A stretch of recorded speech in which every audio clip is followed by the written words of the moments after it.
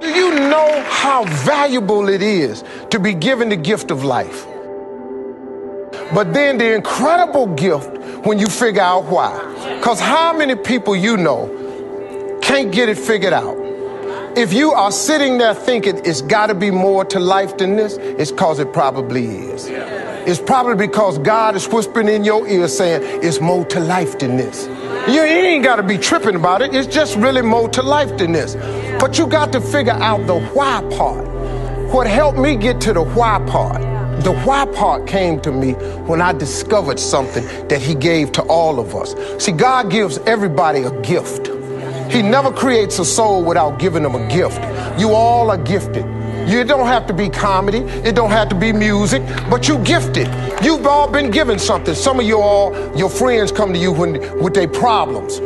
That's a gift. Some of you know how to network. That's a gift. Some of you all connect the dots at your church. Some of you all have organizational skills. Some of you all are better bakers than the other ones. Some of y'all are great florists. Some of you have argumentative skills. Should go be a lawyer.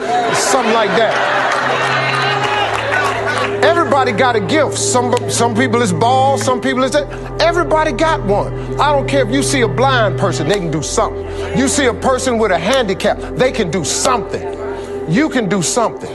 Problem is, though, you got to attach yourself to the gift. Now, how do you find out what that is?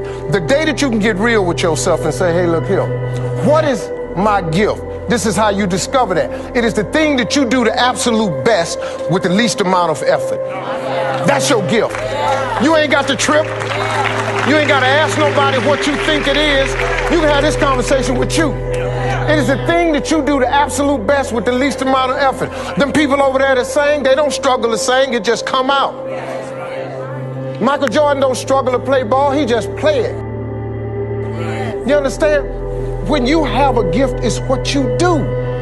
You talk, that could be your gift. You write, that's your gift. You're a great listener, problem solver. You got the gift of matching up, that's all a gift. Here's what messes people up though. You see something that somebody else does, and then you want to go do that. So now you're not concerned with your gift. Now you want to pursue a passion. You got a lot of problems happening in your life if you start chasing passion. So I'm in a passion chasing business. I used to go to restaurants in LA, and every time I sit there, here comes some little fine girl. Every time I sit down, Mr. Harvey, can you look at my headshot and everything? I say, for what? What you do? I'm an actress. I say, so what you acting in? I'm not in anything yet. But I want to be. I said, no. What are you acting in? See, if you're an actress, then you act. You a waitress. Actors have acting gigs. Piano players play piano. Singers sing. See, you ain't got to figure it out. If you ain't doing it, it's because you ain't it. This ain't.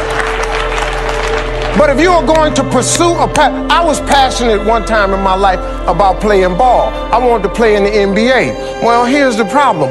When I ran full speed with the basketball, I ain't have it no more.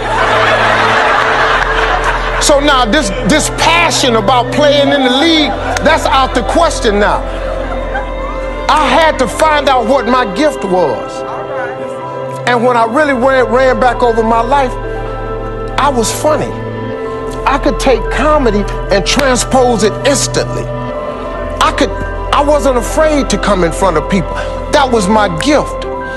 When you start to pursue your gift, that leads you to what you should be about.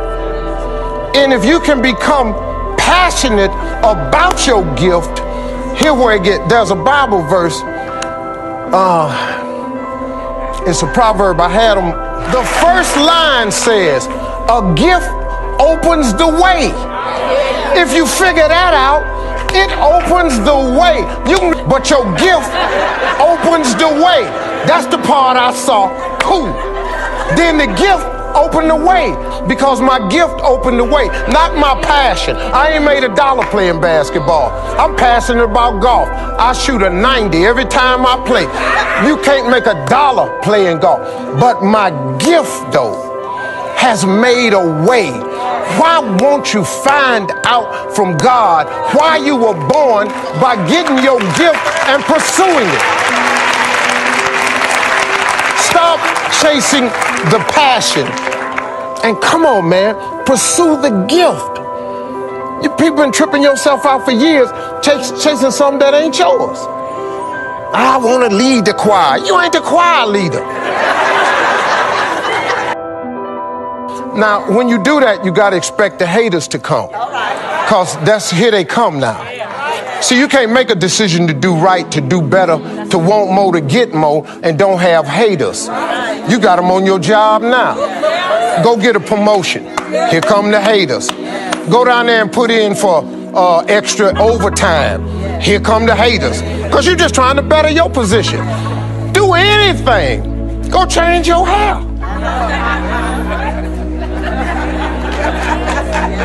Here they come.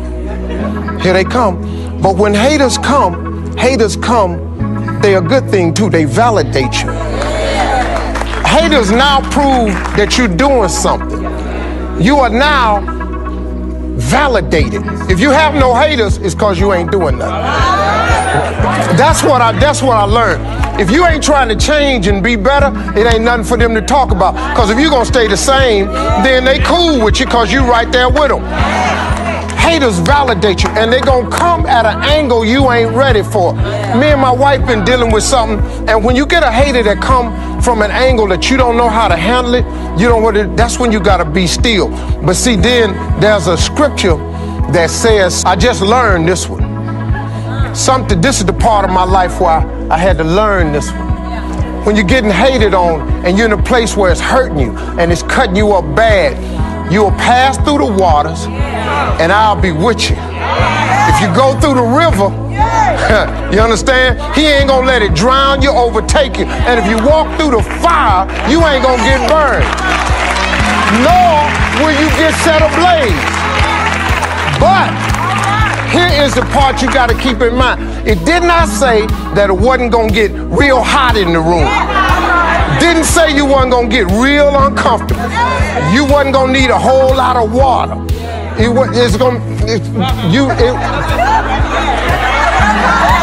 ain't got to get burned for heat to be unnecessary. Sometimes it's just been out there so long and it's just hot. You don't feel like it no more. I was sick of getting talked about. Sick of it. But it just kept on. But what I learned was that Bible verse right there. Because Bishop Kenneth Ulmer sent it to me. In the middle of all my stuff, when my wife was just crying, he said, look, man, you're gonna get through it. Gonna be a tight squeeze though. But you can walk through the water and he'll be with you. You can come through the river and you won't get overturned. You're gonna walk through the fire and you won't get burned and you won't get set ablaze. I learned that. So when you start preparing to move and to change, you gotta understand that part coming with it. It's the haters. This is the other one I learned because Bishop Jakes taught me this one. Now, when you're going through something, Steve, in order to go to the next level, to the next dimension, you have to break through the glass ceiling. But in breaking through a glass ceiling, there's going to be some bloodshed. This is the part I really did not like. It was the bloodshed part. That's the fire part. That's when you feel like you on fire when they telling it. And you just bleeding. You don't know what's it. You got so many holes on you, you can't stop it. But you ain't catching on fire though. He ain't gonna put more on you than you can bear. You ain't gonna die. You gonna be fine. But guess what? If you stay still, let me do it for you. Fight your battles. Remember that vengeance is mine, saith the Lord. If you can hold that, let me do it for you. When I crash you through this ceiling, you ain't gonna believe you, man. Bishop told me one time, he said, oh, man. All right, Steve. Yeah. He said, it's like putting a bow and arrow on a bow. He said, you got to pull it back. He said, sometimes he pull you back so far, everything in you be shaking. Sometimes you got it back so far, man, you can't. Man, you just, man, please. I can't take it no more. Everything on you is trembling. And you feel like you about to break. But he let you go though. Everybody in your way got it clear. You gotta look out. Cause he gonna shoot you. You gonna go places you ain't never thought you'd go. Fire you out there like that, man.